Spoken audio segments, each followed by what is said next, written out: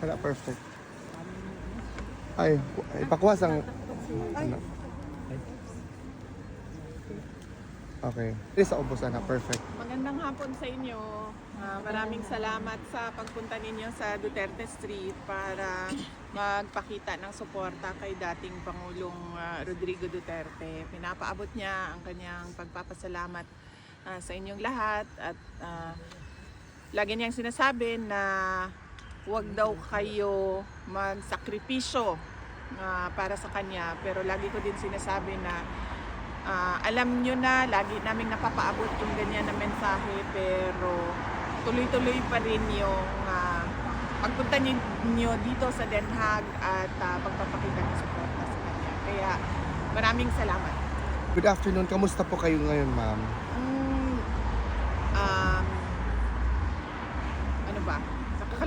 Nalulungkot at nakakagalit yung nangyari yung nangyayari sa ating bayan ngayon. Lalong-lalo na doon sa pagpapakita ng disrespect sa institusyon ng Senado. Ma'am, can you expound further, ma'am, when you saw that mayroon talagang effort within the premises of the Senate, ma'am? All efforts are aimed at ensuring that Senator Bato will be surrendered and will be brought before the ICC under their custody. What are your initial reaction nung developing pa yung situation doon, ma'am? Sinasabi ko naman noon nung una pag tinanong ako sa ICC warrant, sabi ko nga hindi pwede yan.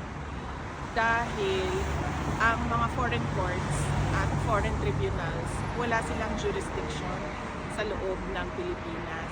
Kaya wala ding visa lahat ng mga issuances ng foreign courts at foreign tribunals sa Pilipinas. Maliban na lang kung ipasok yan sa loob ng local courts. At yung local courts ang mag-issue ng kanyang sariling Philippine order base doon sa mapag-usapan sa kaso. Yun ang dapat na proseso.